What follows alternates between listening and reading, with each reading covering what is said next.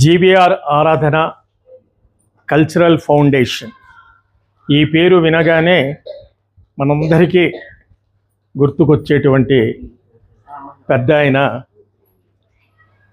గుదిబండి వెంకటరెడ్డి గారు.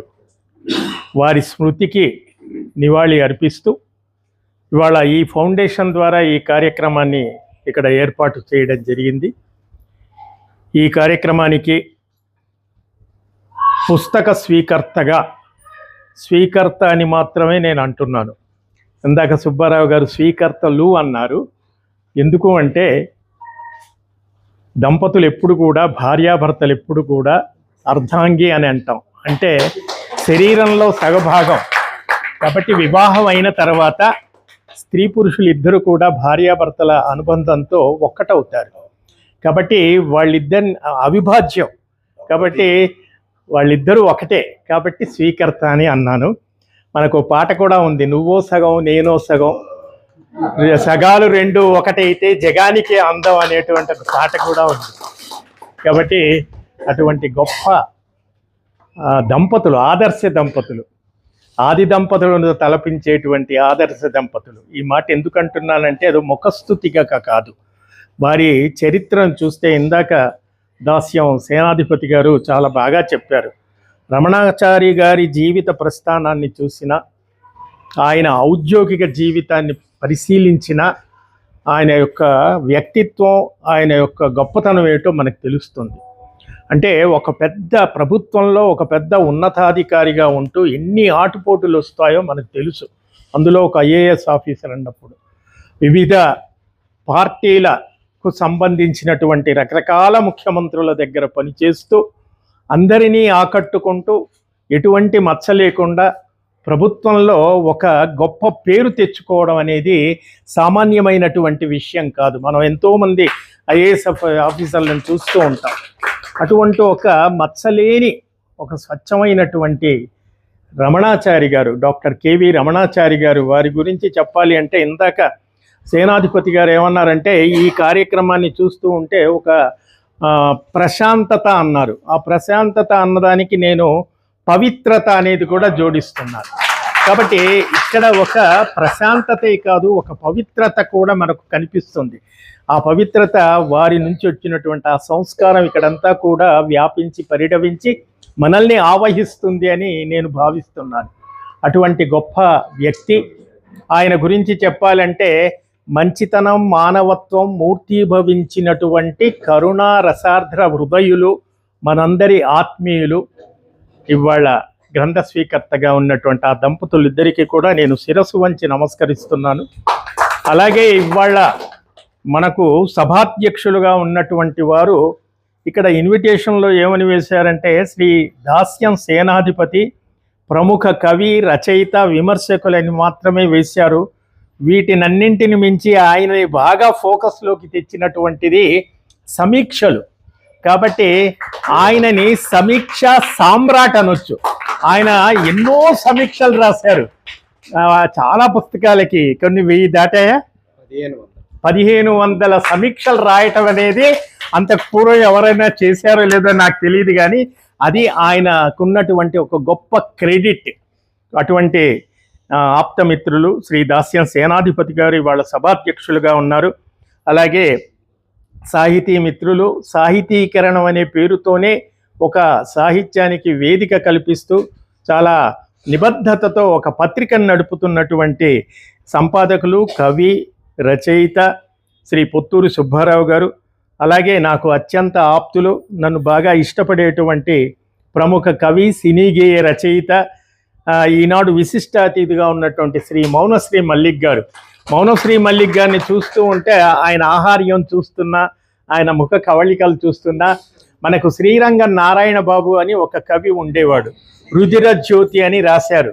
ఆయన అలాగే అనిపిస్తారు, అట్లాగా అనిపిస్తున్నారు. అంటే ఆ రుధిర జ్యోతి శ్రీరంగ నారాయణ బాబులో ఉన్నటువంటి భావావేశంతో ఆయనకు ఒక పక్క అభ్యుదయ భావాలు ఉన్నాయి, ఒక పక్క కుసుమ కోమలమైనటువంటి లలిత గీతాల రచనా శక్తి ఉంది. ఇవాళ టీవీలో మీరు సీరియల్స్ చూసినప్పుడు కింద గేయ రచయిత చంద్రబోసు మౌనశ్రీ మల్లిక్ అని నేను నిన్న కనబడుతుంది. అట్లా ఆయన ఇవాళ ఒక మంచి కవిగా ప్రజల్లోకి వెళ్ళారు. అలాగే ఈనాడు గౌరవ అతిథిగా శ్రీ ఎన్వి రఘువీర్ ప్రతాప్ గారు, ఆయన కవిగా ముఖ్యంగా గజల్స్ రూపాయిలో తనదైన ఒక ప్రత్యేక శైలిని ఏర్పరచుకున్నటువంటి శ్రీ రఘువీర్ ప్రతాప్ గారు ధర్మకేతనం అనే ఒక కళాపీఠం ద్వారా వాళ్ళ నాన్నగారి పేరుతో ప్రతి ఏటా ఒక అవార్డు ఇస్తున్నారు. ఈ రోజుల్లో తల్లిదండ్రుల్ని మర్చిపోతున్నటువంటి రోజుల్లో వాళ్ళని గుర్తుపెట్టుకొని వాళ్ళ పేరిట ఒక అవార్డు ఇవ్వటం అనేది గొప్ప విషయం. అది ఆయనలో ఉన్న ప్రత్యేకత. అలాగే అత్యంత ఆత్మీయ మిత్రులు పెద్దలు శ్రీ రాధాకృష్ణ ఉప్పల గారు, అలాగే సోదరీమణి కవి, ఈ రోజుల్లో కవి సమ్మేళనం నిర్వహణలో దక్షత కలిగిన వారు ఎవరు మహిళల్లో అనగానే మనకి రాధాకుసుమ గారే స్ఫురిస్తారు. అటువంటి శ్రీమతి రాధాకుసుమ గారికి, మరి సభా సమన్వయం చేస్తున్నటువంటి ప్రముఖ కవి రచయిత శ్రీ హనుమంతరావు గారికి, మరి ఈ కార్యక్రమాన్ని ఇందాకే చెప్పారు పెద్ద ఆయన, మరి మనకు దూరం అయిపోయిన తర్వాత ఈ సంస్థను నిలబెట్టాలి అనే ఒక ఉద్దేశంతో ఆయన ఆశయాల్ని అందిపుచ్చుకుని 5 కార్యక్రమాల దాకా చేశామని కూడా చెప్పారు. అది చేస్తున్నటువంటి గొప్ప సౌహృదయులు లైన్ వివి రాఘవరెడ్డి గారికి, ఇక ఇవాళ కథా నాయకుడుగా మనం చెప్పుకున్నటువంటి ఆత్మీయ మిత్రులు శ్రీ పెద్దూరి పెద్దూరి వెంకటదాసు గారికి, వారి సతీమణికి, సభలో ఉన్నటువంటి కవులు కవిమిత్రులు ఇతర సాహితీ బంధువులు పత్రికా మిత్రులు అందరికీ హృదయపూర్వకంగా నమస్కరిస్తూ అంకితోత్సవం ఒక 2 మాటలు మాట్లాడి నేను విరమిస్తాను. ఇంకా మాట్లాడవలసిన వాళ్ళు ఉన్నారు కాబట్టి. ఇవాళ ఏమిటి సన్నివేశం అంటే, ఒక కథల పుస్తకాన్ని రచయిత ఒక పెద్ద మనిషికి అంకితం చేస్తున్నారు. ఈ అంకితోత్సవం గురించి సుబ్బారావు గారు చెప్పారు. సాహిత్య చరిత్రలో అంకితోత్సవాలు మనకి ప్రాచీన కాలం నుంచి వస్తున్నాయి. మను చరిత్ర రాసినటువంటి అల్లసాని పెద్దన తన కావ్యాన్ని శ్రీకృష్ణదేవరాయలకు అంకితం చేశారు. ఇలాంటి సందర్భాలు మనకి సాహిత్యంలో చాలా కనబడ్డాయి, ఆధునిక కాలంలో కొనసాగుతూ వస్తుంది. ఇవాళ పెద్దూరి వెంకటదాసు గారు, ఆయన ఇప్పుడే ఇచ్చేసినటువంటి వంశీ రామరాజు గారికి నమస్కరిస్తూ స్వాగతం పలుకుతూ, మరి పెద్దూరి అని ఆయన ఇంటి పేరులో ఉంది. అనగానే మనం పెద్దూరి అంటే పెద్ద ఊరు, అంటే చిన్న ఊరు కాదు, పెద్ద ఊరు. ఆయన పెద్ద ఊరు నుంచి వచ్చారు. అయితే ఇక్కడ ఊరు అంటే ఏమిటంటే సాహిత్య ప్రపంచం. కాబట్టి ఆయనకున్నటువంటి సాహిత్య ప్రపంచం చాలా పెద్దది, విస్తారమైనటువంటిది. ఆయన సాహితీ కవులతో కళాకారులతో సత్సంబంధాలు కలిగి ఉన్నటువంటి వారు. తర్వాత ఆయనలో అనేక కోణాలు ఉన్నాయి. కవిత్వం రాస్తారు, కథలు రాస్తారు, వ్యాఖ్యానం చేస్తారు, సభలను సమర్థంగా నిర్వహిస్తారు. కాబట్టి ఈ రకంగా అందరికీ దగ్గరైనటువంటి ఒక వ్యక్తి పెద్దూరి వెంకటదాసు గారు ఇవాళ ఎవరికి అంకితం ఇస్తున్నారు అంటే, మరి వారు ఇవాళ ఆపన్నులకు అభయహస్తం అందించేటువంటి ఒక గొప్ప వ్యక్తికి ఇస్తున్నారు. వారు శ్రీవారి సేవలో జీవితాన్ని పునీతం చేసినటువంటి ఒక వ్యక్తి. డాక్టర్ కేవి రమణాచారి గారికి అంకితం ఇవ్వటం అనేది చాలా సమంజసంగా ఉంది. తర్వాత కథ, ఇవాళ కథల సంపుటిని మనం ఆవిష్కరించుకుంటున్నాం. కథ అనేటువంటి దాని ప్రాచీన మూలాల్లోకి వెళితే చాలా విషయాలు మనకు ఉన్నాయి. అసలు సాహిత్యంలో ఉన్న సృజనాత్మక ప్రక్రియల్లో కథ చాలా ప్రాచీనమైనదిగా చెబుతారు. తర్వాత మిగతా ప్రక్రియలు వచ్చాయి. కవిత్వం ముందన్నప్పటికీ కూడా కథ పరంగా కూడా ప్రపంచ సాహిత్య చరిత్రలోనే, ప్రపంచ సాహిత్య కథా చరిత్రలో, ప్రపంచంలో అనేక భాషల్లో అనేక అపారమైన సాహిత్యం ఉంది, అనేక ప్రక్రియలు ఉన్నాయి. కానీ కథా ప్రక్రియ అనేది మనకు కొన్ని వేల సంవత్సరాలకు పూర్వమే ఈ కథా ప్రక్రియ పుట్టింది అంటారు. ఇది ఎందుకు చెబుతున్నానంటే పాయింట్కి వస్తాను. కథ అనేది మొట్టమొదటిసారిగా తెలంగాణలోని కరీంనగర్ ప్రాంతంలో ఆనాడు గుణాఢ్యుడు రాసినటువంటి బృహత్ కథా మంజరే ప్రపంచ సాహిత్య చరిత్రలో మొట్టమొదటగా పుట్టినటువంటి కథ తెలంగాణలో పుట్టిందని పరిశోధకులు చాలా సందర్భాల్లో నిరూపించినటువంటి మన దాస్యం కూడా కరీంనగర్ ప్రాంతానికి చెందినవాడు. అంటే ఇక్కడ బృహత్ కథ మంజరి అనేటువంటిది ఒక కథల సంపుటిని గుణాఢ్యుడు అనేటువంటి ఒక రచయిత శాతవాహనుల కాలంలో రాశాడు. ఒక్క మాట చెప్తాను దీని గురించి. శాతవాహనులు తెలుగు దేశాన్ని పరిపాలించినటువంటి తెలుగు రాజుల్లో మొట్టమొదటి రాజులు శాతవాహనులు అని చెప్తారు. ఆ తర్వాత విష్ణుకుండిలు పాలించారు. విష్ణుకుండిల కాలంలోనే పిల్లల మరిపిన వీరభద్రుడు ఉన్నాడు.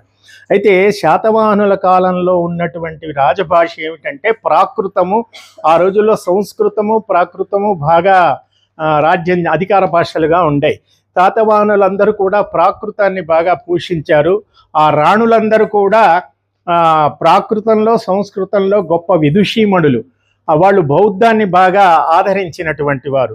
ఆ శాతవాహనుల కాలంలో హాలుడు అనేటువంటి ఒక చక్రవర్తి కాలంలో గుణాఢ్యుడు అనేటువంటి అతను అందులో ఆస్థాన కవిగా ఉండేటువంటి వాడు. అన్ని భాషల్లో గొప్ప పండితుడు.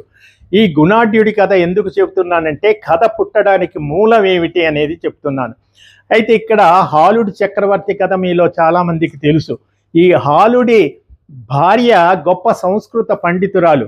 ఆ హాలుడు ఆయన భార్య ఇద్దరు ఒక సాయంకాలం ఒక వన విహారానికి వెళ్ళినప్పుడు ఆ నీళ్లలో ఆ రాణి రాజు దంపతులు, ఆ రాణి గారు వాళ్ళిద్దరూ ఆ నీళ్లలో జలకాలు ఆడేటప్పుడు ఆ హాలుడు ఏం చేస్తాడంటే అరచేతి నుంచి కొన్ని నీళ్లు తీసి సరదాగా భార్య మీద అలా చిలకరిస్తాడు. చిలకరిస్తే ఆమె సిగ్గుపడుతూ రెండు చేతులు అడ్డు పెట్టి మోదకై స్తాడయ అని అంటుంది. మోదకై స్తాడయ అంటే అర్థం ఏమిటంటే సంస్కృతంలో ఒక అర్థం వస్తుంది, ప్రాకృతంలో ఒక అర్థం వస్తుంది. అతనికి సంస్కృతం రాదు. ఆమె సంస్కృతంలో గొప్ప పండితురాలు. ఆమె అన్నర్థం ఏమిటంటే మోదకై స్తాడయ, మా అంటే వద్దు, ఉదకము అంటే నీరు, అలా నీరుతో నన్ను నా పైన నీరు జల్లకు అని ఇలా అడ్డు పెడుతుంది. ఇది సంస్కృతార్థం. కొట్టడమే. తాడయ అంటే కొట్టడమే. పాద తాడనం అంటే ఖాళీతో సత్యబాబ అదే కదా చెప్తారు. అయితే ఇక్కడ ఊరికే రసవంతం కోసం నేను ఇది ప్రస్తావిస్తున్నాను. దీనికి సందర్భం కూడా ఉంది. అయితే ఆ సంస్కృతం అర్థం కాని ఆ రాజు హాలుడు చక్రవర్తికి అతనికి ప్రాకృతం వచ్చు. ప్రాకృతంలో దీని అర్థం ఏంటంటే మోదకము అంటే వినాయకుడికి పెట్టే మోదకాలు లడ్డూలు. కాబట్టి అతను వెంటనే చప్పట్లు కొట్టి సినిమాలో లాగా ఆ చెలికత్తెలను పిలిచి లడ్డూలు తీసుకురమ్మంటాడు. ఆమె ఇట్లా పళ్ళెండిండా వాళ్ళంతా లడ్డూలు తెస్తారు. లడ్డూలు తీసుకుని ఆమె మీద విసురుతూ ఉంటాడు. ఆవిడ చాలా వీడి అజ్ఞాన అంటే పాపం ఆ భాష తెలియదు కదా, ఆవిడ చాలా నవ్వుతుంది. హేళనగా నవ్వేటప్పటికీ అంతే కదండి, ఆడవాళ్ళు నవ్వితే మగవాళ్ళకి ఎక్కడో ఒక చోట చురుక్కుమంటుంది. మహాభారత యుద్ధం జరగడానికి కారణం ద్రౌపది నవ్వే కదా.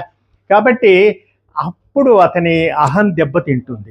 అతను వెంటనే వెళ్ళి దీని అర్థం ఏమిటంటే తెలుసుకుని అప్పుడు అతని ఆస్థానంలో ఉన్నటువంటి కవులందరినీ పండితుల్ని పిలిచి నాకు నెలలోగా మీరు సంస్కృతం నేర్పించే వాళ్ళు ఎవరైనా ఉంటే రండి, ఇప్పుడు మనం స్పోకెన్ ఇంగ్లీష్ నేర్చుకుంటాంగా 30 days అట్లా అని పిలుస్తాడు. అప్పుడు గుణాఢ్యుడు అంటాడు, మహారాజా సంస్కృతం అంత ఈజీగా 1 నెలలో రాదు, దానికి చాలా టైం పడుతుంది, మీరు 1 నెల అని పెట్టకండి, ఒక 6 నెలలు పడుతుంది. అప్పుడు శర్వవర్మ అనేటువంటి మరొక పండితుడు వచ్చి ఆ దేశంలో మహారాజా నేను మీకు 1 నెలలో నేను సంస్కృతం నేర్పిస్తాను అంటాడు. అయితే అప్పుడు గుణాఢ్యుడు అంటాడు అదెలా సాధ్యం, పండితుల మధ్యలో స్పర్ధలు ఉంటాయి కదా, అదెలా సాధ్యం, అది నీకు కుదరదు అంటే లేదు అని ఇద్దరు పందెం వేసుకొని నువ్వు నెలల్లో ఆయనని సంస్కృతంలో పండితుణ్ణి చేస్తే నేను రాసినటువంటి బృహత్ కథా మంజరి అని ఆయన కొన్ని వేల కథలని ఒక సంపుటిగా రాసి పెట్టాడు. ఇవాళ పెద్దూరు వెంకటదాసు గారు ఇందులో 15 కథలు రాశారు. ఆయన కొన్ని 15,000 కథలు రాసినటువంటిది ఉంది. అది పైశాచీ భాషలో రాశాడు. ఆ రోజు పైశాచీ భాష అంటే ఒక అపభ్రంశ రూపం ప్రాకృతానికి. అనేక భాషలు ఉండేవి. అయితే సరే, ఒకవేళ నువ్వు నెలలో నేర్పకపోతే గనక నువ్వు ఓడిపోయినట్టు. నెలలో నేర్పిస్తే నేను ఈ దేశాన్నే వదిలి అడవుల్లోకి వెళ్ళిపోయి నేను రాసిన ఈ బృహత్ కథా మంజరంతా కూడా తగలబెట్టేస్తాను అని పందెం వేస్తారు. నిజంగా శర్వవర్మ నెలల్లో హాల చక్రవర్తిని సంస్కృత పండితుణ్ణి చేస్తాడు. ఈ గుణాఢ్యుడు పైశాచిక భాషలో రాసిన ఆ కథలన్నీ, ఆ తాళపత్రాలు కట్టలు కట్టలు తీసుకువెళ్ళి ఆ బాక్సులన్నీ తీసుకుపోయి అడవిలోకి వెళ్ళి దాన్ని తగలబెడుతూ ఉంటాడు. ఈ సంగతి రాజులు వెళ్ళి ఆ సైనికులు రాజు చెప్తే అది గొప్ప విజ్ఞాన భాండాగారం, అది కథలు, ప్రపంచానికే కథలు అందించినటువంటిది. అటువంటిది జరిగిపోతుంది నష్టం అనగానే రాజు వెళ్ళి ఆయనను బ్రతిమాలి మార్పించి ఆ సగం కాలిపోతాయి, చల్లారుస్తాడు, మిగిలిన కథలు మాత్రం తీసుకొచ్చాడు. అదే బృహత్ కథామంజరి. ప్రపంచ సాహిత్య కథా చరిత్రకు దీన్ని మూలం అంటారు. ఆ మూలము మన తెలంగాణలో కరీంనగర్లో పుట్టినటువంటి తొట్టతలి కథ అని చెప్తారు. ఈ కథకున్నటువంటి ఒక మూలాన్ని, సూత్రాన్ని చెప్పడానికే నేను ప్రస్తావించాను. ఇక చివరిగా ఈ కథల్లో ప్రేమ చిగురించిన శుభవేళ అనేది ఈ కథల పేరు పెట్టారు. ప్రేమ చిగురించిన వేళ అంటే సరిపోయేది, శుభవేళ అని ఎందుకన్నారు అంటే అక్కడే ఉంది ఆ కవి యొక్క గొప్పతనం, ఆ రచయిత గొప్ప. పేరు పెట్టడం అనేది అంత ఈజీ కాదండి. పేరు పెట్టడం అనేది అంత ఈజీ కాదు. కవిత్వం రాయొచ్చు, కథలు రాయొచ్చు, నవళ్ళు రాయొచ్చు, దానికి టైటిల్ పెట్టడం అనే దాంట్లోనే మొత్తం అంత సారం ఇమిడి ఉండాలి. ప్రేమ చిగురించిన వేళ, అవును, ప్రేమ అనేది రకరకాలు. తల్లి బిడ్డల మధ్య ప్రేమ, భార్యాభర్తల మధ్య ప్రేమ, గురు శిష్యుల మధ్య ప్రేమ, రకరకాల ప్రేమలు ఉంటాయి. యువతీ యువకుల మధ్య ప్రేమ, సాహితీ బంధువుల మధ్య ప్రేమ, ఇలా రకరకాల ప్రేమలు ఉంటాయి. అయితే ఇక్కడ శుభవేళ అనటంలోనే ఉన్నది ఏమిటంటే, ఇక్కడ ఈ కథలో ఈ ఒక్క కథ గురించి ప్రస్తావించి మానేస్తాను. ఈ కథలో నాయకులు ఇద్దరు, రవీంద్ర, సంధ్య అని 2 పేర్లు ఉంటాయి. ఆ రవీంద్ర ఎవరో కాదు, కానిస్టేబుల్గా ఉద్యోగం చేసేవారు.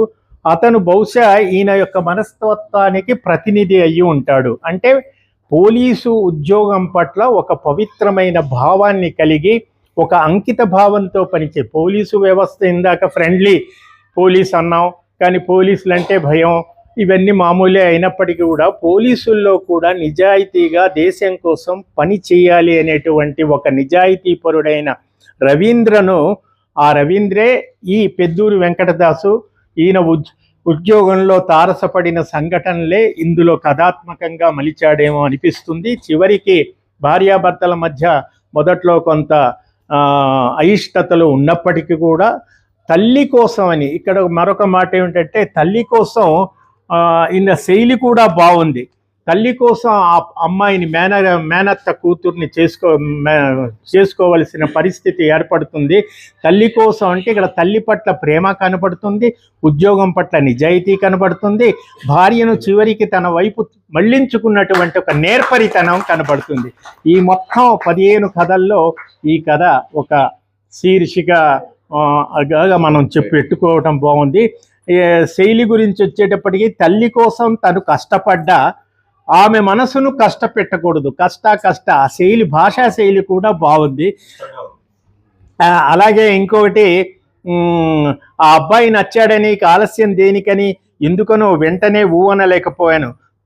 తరువాత కబురు చేస్తామన్నాను, నీవు బయటపడ్డావి నాడు. నా మనసులోని మాటను చెప్పలేక, రవీంద్రను కాదనలేక, మరొక అల్లునిగా నా మనసు అంగీకరించక, వాళ్ళు ఇష్టపడ్డ లక్షరర్ అబ్బాయిని కాదనలేక నేనెంత పడ్డానో నీకేం తెలుసు. అంటే ఆ భాష శైలి గురించి కొన్ని వాక్యాలు మనం చూస్తే, ఒక కవి కాబట్టి కథ రాసినప్పుడు ఆ కవిత్వ పంక్తులు కథల్లో ఎలా ప్రతిబింబిస్తాయనేది కూడా ఈ భాషా శైలిని బట్టి ఉంది.